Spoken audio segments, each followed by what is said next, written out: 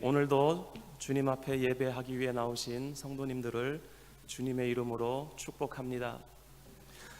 우리가 계속해서 사도신경을 함께 묵상하면서 예배를 드리고 있습니다. 오늘은 사도신경 가운데서 예수님에 대한 고백, 기독론에 대한 두 번째 고백을 우리가 함께 묵상하기를 원합니다. 성령으로 잉태하사 동정녀 마리아에게 나시고, 오늘 이 말씀이 우리가 고백할 말씀입니다. 성령으로 잉태하사 동정녀 마리아에게 나셨다라고 하는 고백은 하나님의 독생자 그리스도, 우리의 주인 되시는 우리의 주님 되시는 예수님께서 성령에 의해서 잉태되셨고, 또한 동정녀 마리아를 통해서 이 땅에 오셨음을 인정하고 고백하는 것입니다. 이 고백은 예수님의 신성과 그리고 예수님의 인성에 대한 고백입니다. 그리고 이 고백은 사도신경 가운데에서 오랫동안 많은 논란이 있었던 그러한 고백이기도 합니다. 우리 교회사를 통해서 보면 단일성주의라고 하는 예수님의 신성이나 또 예수님의 인성 가운데에서 어느 한쪽만 인정하고 또 그 한쪽만 고백하고 믿는 그러한 일들이 교회사 안에 있었습니다. 그러나 하나님께서 예수 그리스도 안에, 그리고 완전한 인간으로 우리 중에 하나가 되지 않으셨다고 하면 그분의 구원은 우리의 구원과 무관했을 것입니다. 우리가 예수님을 믿는다라고 고백할 때에는 예수님께서 이 땅에 오신 하나님의 모습과 그리고 참 인간의 모습으로 오셔서 우리를 구원해 주신 그 구원을 믿는다라고 하는 것이 포함되어 있는 것입니다. 예수 그리스도께서는 참 하나님이셨고 그리고 참 인간으로 이 땅에 오셨습니다.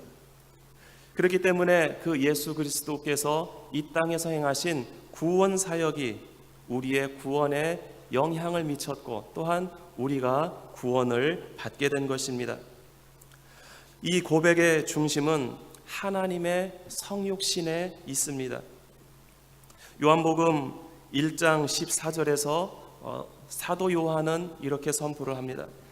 말씀이 육신이 되어 우리 가운데 거하심에, 말씀, 하나님께서 이 세상을 창조하시고 이 세상의 주인 되시는 하나님께서 육신이 되어 이 땅에 오셨다라고 선포를 하고 있는 것입니다.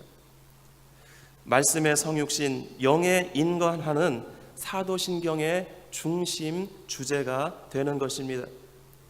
우리의 구원과 하나님의 낮아지심의 그 관련성 안에서 하나님께서 인간과 우리의 구원을 위해서 하늘에서부터 내려오시고, 그리고 성령에 의해서 동정녀 마리아를 통해서 육신이 되셨다라고 하는 것이 오늘 고백의 핵심입니다.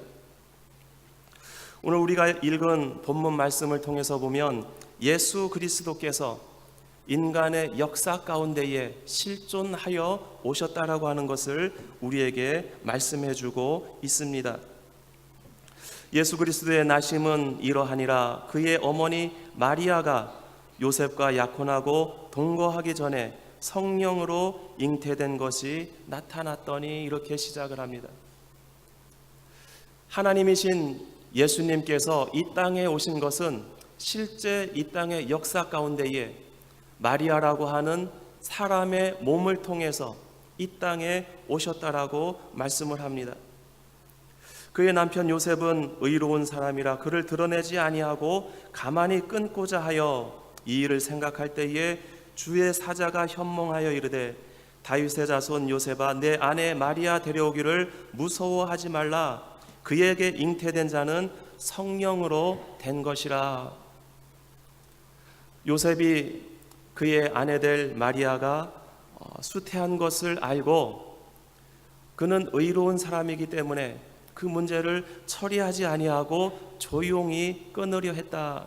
그럴 때에 주의 성령께서 요셉에게 말씀을 합니다. 요셉아, 두려워하지 마라. 내 안에 데려오는 것을 두려워하지 마라. 왜냐하면 그에게 잉태된 자는 성령으로 된 것이다. 성령 하나님으로 말미암아 마리아에게 잉태된 예수 그리스도가 이 땅에 오시게 되었다라고 말씀을 하고 있는 것입니다. 아들을 낳으리니 이름을 예수라 하라. 구약 성경에서는 그 메시아의 이름에 대해서 여러 곳에서 말씀하고 있지만 예수라고 하는 이름으로는 말씀한 적이 없습니다. 그런데 주의 사자가 요셉에게 말씀을 합니다. 성령으로 잉태하여서 이 땅에 오실 메시아, 그가 지금 마리아에게 잉태해 있다. 그런데 아들을 낳을 것인데 그 이름을 예수라 하라, 이렇게 말씀을 합니다. 그리고 그 이름의 뜻은 그가 자기 백성을 그들의 죄에서 구원할 자이심이라. 예수님께서 성령으로 잉태하시고 이 땅에 인간의 육신으로 오시는 분명한 이유는 그 백성을, 자기 백성을 그들의 죄에서 구원하기 위해서 이러한 프로세스를 통해서 이 땅에 오신다라고 분명하게 말씀하고 있는 것입니다. 이 모든 일이 된 것은 주께서 선지자로 하신 말씀을 이루려 하심이니 이르시되 보라, 처녀가 잉태하여 아들을 낳을 것이요 그의 이름은 임마누엘이라 하리라. 이사야서 7장 14절에서 예언하신 그 예언의 말씀을 이루시기 위해서 예수 그리스도께서 마리아를 통해서 성령으로 잉태하여 이 땅에 오신다라고 하는 말씀입니다. 이를 번역한즉 하나님이 우리와 함께 하심이라. 하나님께서 우리와 함께 하시기 위해서, 피조물인 우리에게 오시기 위해서 창조자인 하나님께서 피조물이 되어 이 땅에 오셨다라고 말씀하고 있는 것입니다. 성령으로 잉태되었다라고 하는 것은 생물학적으로 출생한 인간이 아닌 창조주 하나님께서 인간이 되신 기적의 사건으로 이 땅에 오셨다라고 하는 것을 우리에게 말씀하고 있습니다. 또한 동정녀 탄생은 예수님이 우리와 동일한 완전한 인간으로 이 땅에 오셨음을 우리에게 증거하고 있습니다. 신성으로는 참 하나님이 되시고 그리고 인성으로는 참 인간이 되어서 이 땅에 오셨다라고 하는 것입니다. 예수님께서 성령으로 잉태되어서 마리아를 통해 이 땅에 오셨다고 하는 것은 반은 하나님이고 반은 인간이라고 하는 그런 뜻이 아닙니다. 예수님의 신성과 예수님의 인성은 완전한 100% 하나님으로 이 땅에 오셨고 그리고 우리와 똑같은 100% 완전한 인간으로 이 땅에 오셨다라고 하는 것입니다. 이러한 역사적 예수님께서 이 땅에 오셨을 때에 예수님의 동시대를 살고 있는 사람들은 그 예수님을 메시아로 인정하지 못했습니다. 왜냐하면 그들이 기다리고 바랐던 메시아상은 다른 곳에 있었기 때문입니다. 요한복음 7장 27절에 보면 이스라엘 백성들이, 유대인들이 예수님을 바라보면서 이렇게 이야기를 합니다. 그리스도가 오실 때에는 어디서 오시는지 아무도 모를 것인데 우리는 이 사람이 어디서 왔는지 다 알고 있지 않는가? 이 사람은 나사렛 사람이 아닌가? 이 사람은 요셉의 아들이 아닌가? 그의 부모와 그리고 그의 형제들을 우리가 알고 있지 아니한가? 그런데 이가 어떻게 메시아가 될 수 있는가?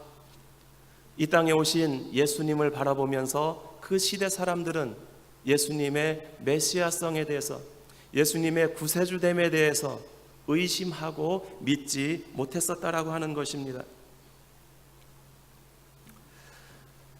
이것은 아브라함 시대에 멜기세덱이라고 하는 그 대제사장을 바라보면서 이 땅에 오실 메시아는 그와 같은 모습으로 오지 않을까 유대인들은 기대를 하고 있었습니다. 히브리서 7장 3절에 보면 멜기세덱에 대해서 이야기를 합니다. 그는 아버지도 없고 그는 어머니도 없고 그리고 시작도 없고 생명의 끝도 없는 자다. 그래서 멜기세덱은 우리에게 영원한 대제사장으로 하나님께서 보내신 자가 아닌가. 히브리서에서는 예수님의 그 대제사장 직분에 대해서 하나님 앞에 드려진 온전한 제사에 대해서 이렇게 말씀을 합니다. 그런데 유대인들은 그 예수님에 대해서 메시아로 오심을 깨닫지 못하고 인정하지 못했습니다. 왜냐하면 예수님께서는 역사의 실존으로 이 땅에 오셨기 때문입니다. 막연한 신비스런 그런 모습으로 오신 것이 아니라 우리 인간의 역사 가운데에 우리 인간의 그 역사의 죄의 역사를 해결해 주시기 위해서 이 땅에 오셨기 때문입니다. 그리고 유대인들이 그 예수님을 온전한 메시아로 발견하지 못했던 것은 이 땅에 오시는 예수님은 인간의 이 땅에서의 어려움들, 고통, 그것을 해결해 주실 분이 아닐까.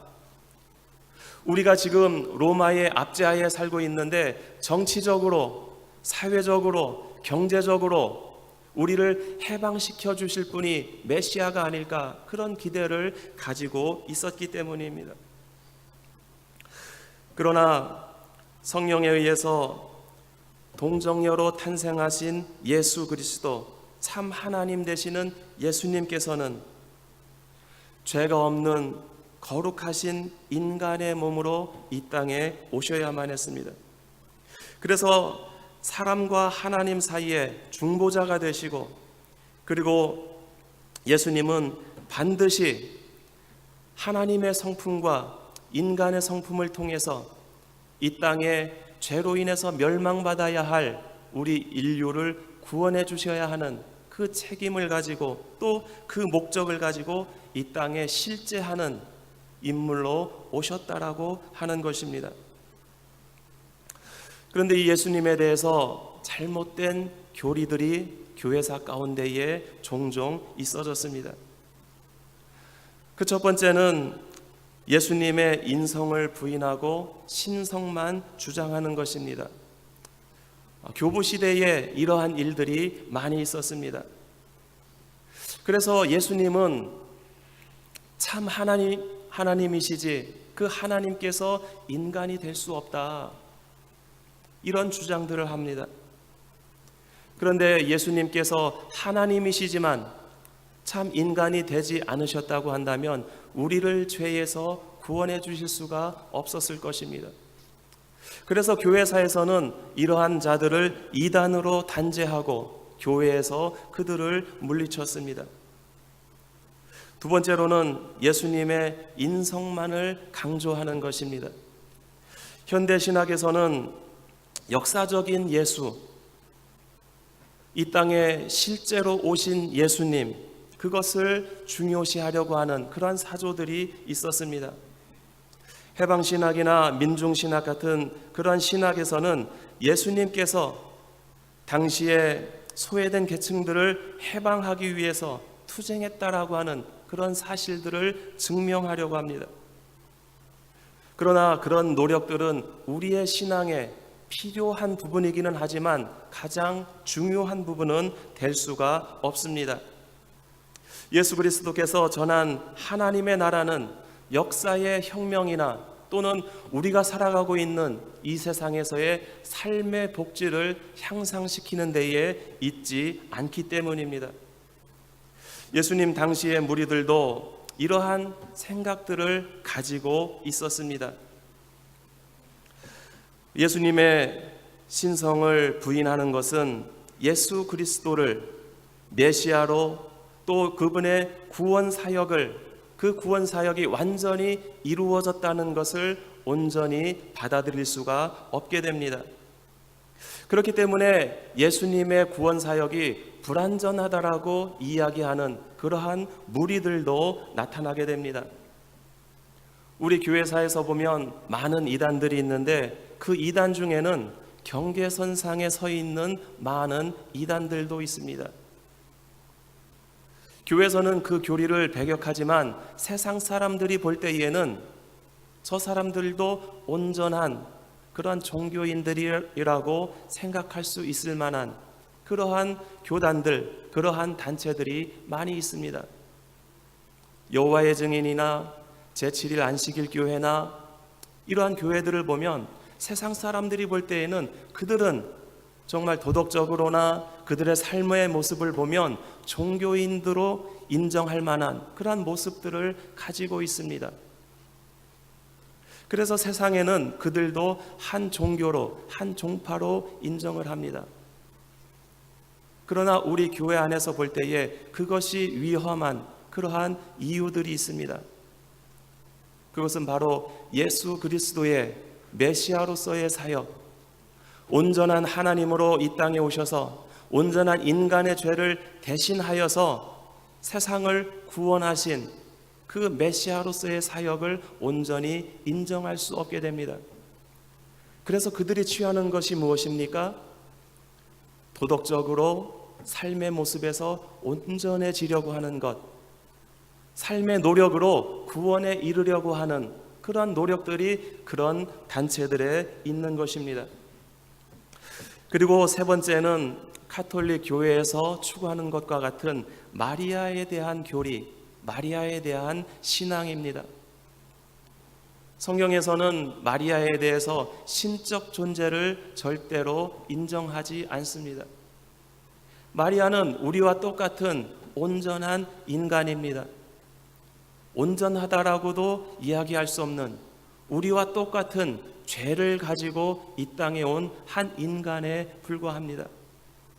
그러나 하나님께서 그 마리아를 사용하신 것은 하나님께서 이 땅에 오실 때에 인간의 육신을 입고 이 땅에 오실 때에 한 도구로 필요했고 그리고 그 도구로 사용하신 것 뿐입니다. 하나님께서는 하나님의 구원의 역사를 이루시기 위해서 어떠한 동역자도 어떠한 협력자도 필요로 하지 않으십니다. 만약에 이 땅에서 하나님의 구원을 이루기 위해서 동역자나 협력자가 필요하다고 했다면 또 그것이 우리의 구원을 이룰 수 있는 조건이 될 수 있다고 했다면 예수 그리스도께서는 이 땅에 오시지 않았을 것입니다. 그저 모세에게 주신 그 율법으로 그 율법을 지켜 행함으로 인간의 노력으로 인간의 협력과 동역으로 구원을 이루실 수도 있었을 것입니다. 그러나 하나님의 공의는 인간의 구원을 위해서 인간의 그 어떤 협력과 동역도 필요하지 않았고 절대 불가능했기 때문에 하나님께서 피조물인 인간으로 인간의 역사로 오셔야만 했다라고 하는 것입니다. 이런 하나님의 구원 역사에서 우리 인간이 할 수 있는 것은 단지 그것을 받아들이고 그것을 듣고 봉사하는 그러한 과제를 수행하는 것밖에 우리가 할 수 있는 것이 없다는 것을 우리는 믿고 인정해야만 하는 것입니다. 이 땅에 온 많은 이단들 중에서 이것보다 더한 극단으로 치닫는 이단들도 많이 있습니다. 우리가 흔히 신흥 종교라고 하는 그런 이단들은 교리라고 할 수도 없는 그런 조잡한 사변으로 사람들을 유혹하고 있습니다. 그들은 하나님을 사칭하고 예수님을 사칭하면서 그들의 교리라고 하는 것을 들여다보면 윤리적으로 도덕적으로도 온전하지 않은 그러한 타락한 모습들로 자신들의 사리사욕을 채우기 위한 그런 수단으로 사용하고 있습니다. 그럼에도 불구하고 많은 사람들이 그러한 이단들에 빠지고 있는 현대의 모습을 우리는 보게 됩니다.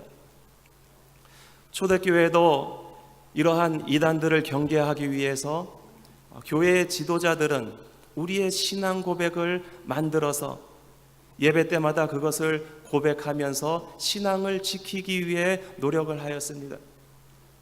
또한 그러한 믿음의 전통들을 우리들에게 전해 주어서 오늘날 우리도 하나님 앞에 예배 드릴 때마다 우리의 온전한 신앙, 우리의 정결한 신앙을 하나님 앞에 고백하고 있는 것입니다. 그렇다면 하나님께서 성육신 하신 이유, 그 분명한 목적은 무엇입니까? 갈라디아서 4장 4절에서 5절 말씀에 우리에게 분명하게 말씀하고 있습니다. 우리 다 같이 갈라디아서 4장 4절에서 5절 말씀 같이 찾아서 읽어보겠습니다. 신약성경 306쪽에 있습니다.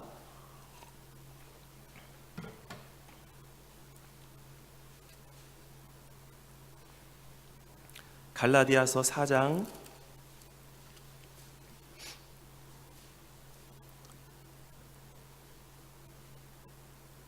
4절에서 5절 말씀입니다. 다 같이 읽겠습니다. 시작. 때가 차매 하나님이 그 아들을 보내사 여자에게 나게 하시고 율법 아래에 나게 하신 것은 율법 아래에 있는 자들을 속량하시고 우리로 아들의 명분을 얻게 하려 하심이라. 때가 차매 하나님이 그 아들을 보내사 여자에게 나게 하셨다, 이렇게 말씀을 합니다. 하나님의 이 때는 어떠한 때일까요?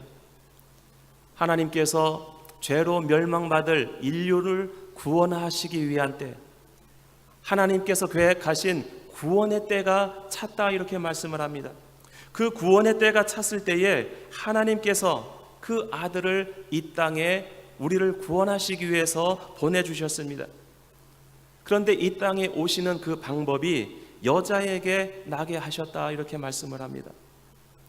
그 이유는 율법 아래에 나게 하셨는데 율법 아래에 있는 자들을 속량하시기 위함이다.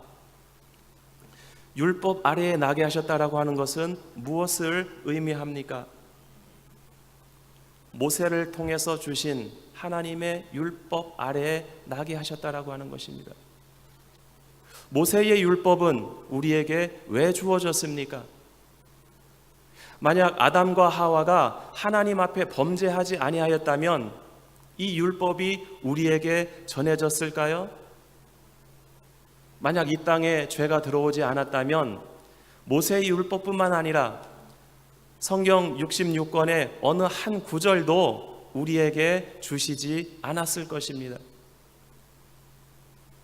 모세의 율법과 성경이 우리에게 주어진 것은 아담과 하와의 범죄함 때문이었습니다.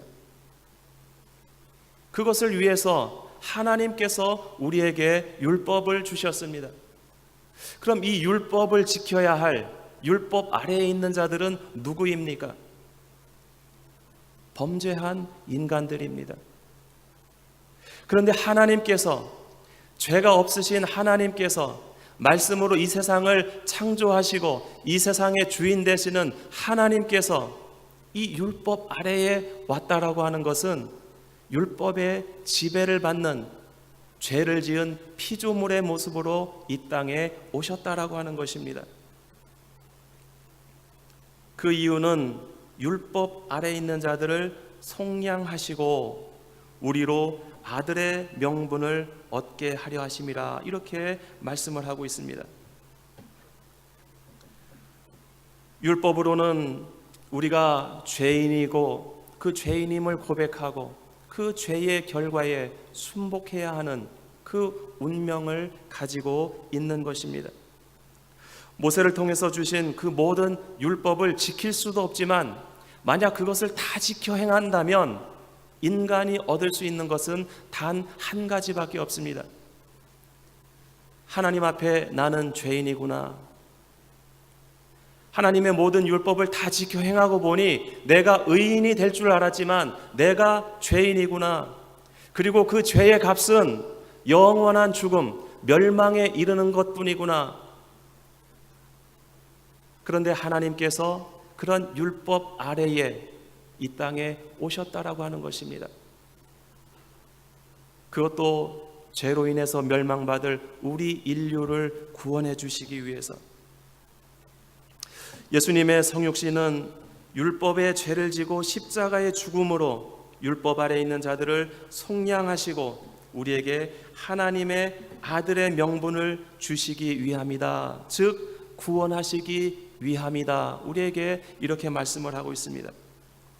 우리가 신앙 고백을 할 때에 성령으로 잉태하사 동정녀 마리아에게 나시고 이렇게 고백하는 짧은 한마디 속에는 이 모든 고백이 들어 있는 것입니다.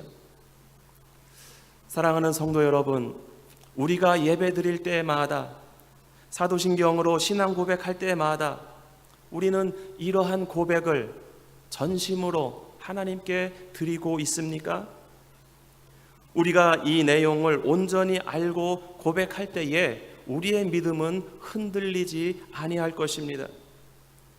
흔들리지 않는 우리의 믿음은 주변의 어떤 작은 유혹 속에도 우리가 미혹되지 않고 든든한 신앙을 이어나갈 수 있을 것이며 또한 우리 자녀들에게도 그 신앙을 전수해 줄 수가 있을 것입니다. 2000년 교회 역사 가운데에 많은 이들이 이러한 잘못된 가르침에 넘어갔습니다. 사탄의 유혹에 빠져들어갔습니다. 오늘날도 사탄은 우리들을 유혹하고자 합니다. 그러나 흔들리지 마시기를 바랍니다. 우리의 입술로 고백하는 그 신앙의 고백을 통해서 온전한 하나님의 자녀로 백성으로 이 땅에 살아가며 또한 이러한 믿음을 대대로 전파해 줄 수 있는 우리 충현교회 모든 성도님들, 우리 충현교회가 될 수 있기를, 저와 우리 모두가 될 수 있기를 주님의 이름으로 축원드립니다. 하나님 아버지 주신 은혜를 감사드립니다. 우리가 이 땅에 살아가면서 정말 중심 없이 흔들리고 살아갈 때가 종종 있습니다. 우리가 말씀에 온전히 서 있지 못하면 주변의 작은 유혹에도 쉽게 빠져들어갈 수 있는 연약한 존재들임을 주님 앞에 고백합니다. 하나님, 저희들의 연약함을 붙들어 주시고 주님의 말씀으로 또 저희의 입술의 고백을 통해서 우리의 믿음을 지켜 주시옵소서. 우리가 우리 자신의 믿음을 지키는 것뿐만 아니라 우리 교회를, 다음 세대를 온전히 세워나가고 그 신앙을 전수해 줄 수 있는 우리 충현교회 믿음의 공동체가 될 수 있도록 인도하여 주시옵소서. 우리 주 예수 그리스도의 이름으로 기도드리옵나이다. 아멘.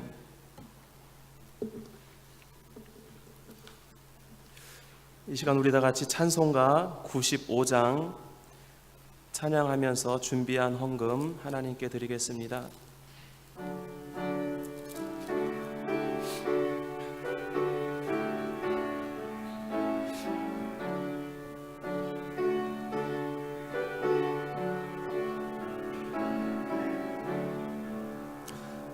나의 기쁨 나의 소망 되시며 나의 생명이 되신 주 밤낮 불러서 찬송을 드려도 늘 아신 마음 뿐일세. 나의 사모하는 선한 목자는 어느 꽃다운 동산에 양의 무리와 늘 함께 가셔서 기쁨을 함께 하실까. 길도 없이 거친 넓은 들에서 갈 길 못 찾아 애쓰며 이리저리로 헤매는 내 모양 저 원수 조롱하도다. 주의 자비롭고 한 얼굴 모든 천사도 반기며 주의 놀라운 진리의 말씀에 전지가 바다하도다. 나의 진정 사모하는 예수님 음성조차도 반갑고 나의 생명과 나의 참 소망은 오직 주 예수 뿐일세.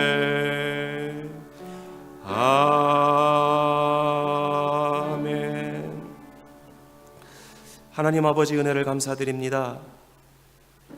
주 예수 그리스도께서 이 땅에 우리와 같은 인간의 육신으로 오셔서 우리 인간의 죄를 지시고 십자가에 달려 죽으심으로 우리의 죄를 용서하여 주신 그 은혜를 감사를 드립니다. 예수 그리스도의 십자가를 통해서 하나님의 자녀, 하나님의 백성으로 살아갈 수 있도록 저희들을 불러주심으로 인해서 또한 감사를 드립니다. 이 시간 하나님 앞에 예배를 드리면서 우리의 모든 소유는, 우리의 인생은, 우리의 삶은 더 이상 나의 것이 아니고 하나님의 것입니다. 이 고백을 담아서 주님 앞에 작은 예물들을 드립니다. 여러 모양으로 드리는 이 예물을 주님 기쁘게 받아 주시옵소서. 이 예물과 함께 우리의 삶을, 우리에게 주신 그 모든 것을 하나님 나라를 위해서 사용하고자 하오니 주님 받아 주시옵소서. 저희들의 헌신을 통해서 이 땅에 하나님의 나라가 온전히 서게 하시며 땅끝까지 하나님의 나라로 변화되어지는 데에 저희들을 사용하여 주시고 저희 교회를 사용하여 주시옵소서. 주의 백성들의 삶을 주님 인도하여 주시고 그 모든 형편들 주님께서 인도하시며 책임져 주시기를 또한 주님 앞에 간구합니다. 하나님의 백성으로 하나님을 섬기기에 부족함이 없는 그런 환경과 여건이 될 수 있도록 주의 백성들의 가정과 기업과 산업을 주님 인도하여 주시옵소서. 그러나 저희의 신앙은 그리 되지 아니하더라도 어떠한 환경과 형편 속에서도 주의 백성으로 살겠습니다. 주의 백성으로 헌신하겠습니다. 그러한 헌신이 될 수 있도록 인도하여 주시고 주님께서 기쁘게 받아 주시옵소서. 우리 주 예수 그리스도의 이름으로 기도드리옵나이다. 아멘.